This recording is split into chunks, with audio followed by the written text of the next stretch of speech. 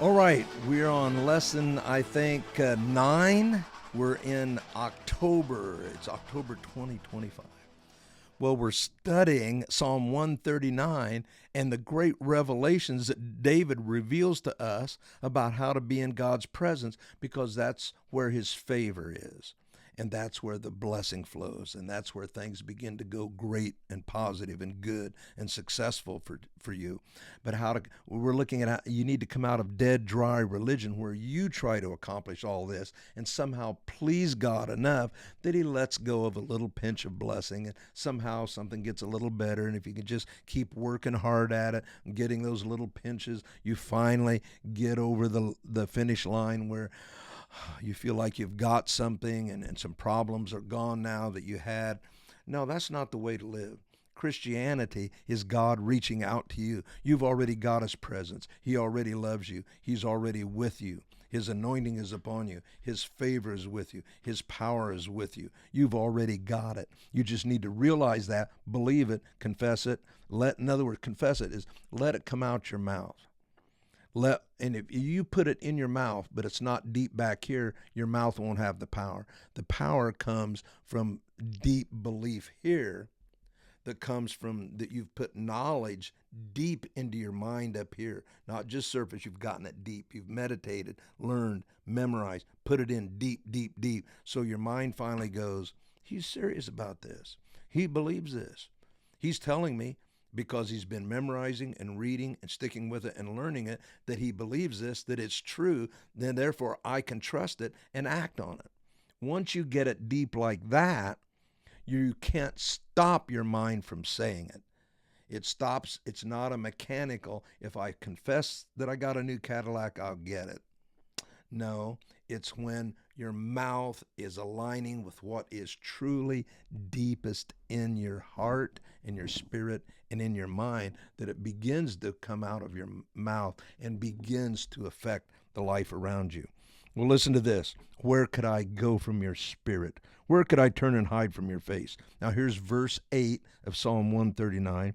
If I go up to heaven, you're there. If I go down to the realm of the dead, you're there too. So it doesn't matter if this week, if you're experiencing the heights of success, that would be like heaven, or you go down to where there's death, where things are dry and dull and dead and just don't seem to be working. It doesn't matter which place you are, any place in between. All of the previous 7 verses are absolutely true. He knows you, everything about you. He knows your thoughts before you think them, your words before you say them, your steps before you take them. He perceives every movement of your heart and soul. He reads you like an open book.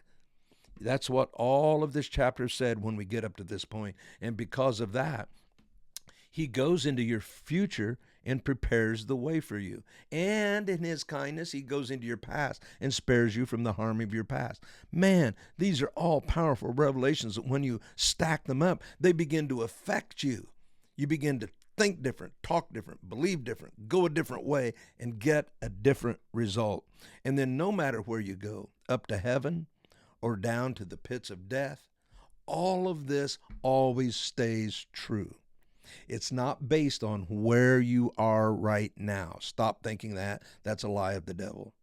What this is telling us is that all of this is true, that the loving kindness of God, with your hand of love upon my life, you impart a blessing to me. Verse 5, part B. So his love is always with you. It's telling you no matter where you're at in time or space or geography or relationship, none of those locations matter. He is always, always, always, always, say it with me, always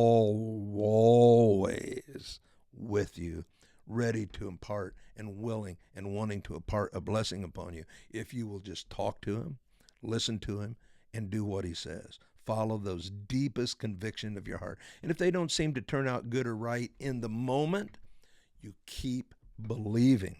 Because sometimes, like building a house, you got to stack the brick on the brick. Just keep laying bricks until finally the foundation is laid and the house appears. Sometimes that takes a few days. It takes a few weeks, a few months, even a few years. If you've lived a certain way and sown certain seed into your life for 50 years, you're probably not going to turn it around in 5 minutes, 5 days, or 5 weeks. It might take 5 months or maybe 5 years. But if you get on your way and you improve your life 10% because of listening to these 10 lessons over the next month, isn't that a good improvement? 2 or 3 months after that, you improve another 5 or 10%. That's how you win in the stock market. You keep stacking up little wins till finally you reach that 100% total change. That's what you do here. You keep stacking up wins. I don't care if you go forward one and back twice, 2 steps back. He knows every step you're going to take forward or backward before you even take it. So where could you go to hide from that blessing? Nowhere. What a fantastic revelation. Well, I hope you're enjoying these studies. We're going to wrap it up tomorrow with the last one. And, we're in October, but it's not too close to think, not too far away still to think about Christmas. If you go to Amazon.com, if you're wondering what to get somebody for Christmas, and especially if you want them to have a deeper spiritual walk, go and get a copy of our book from Amazon called Reviving Christmas.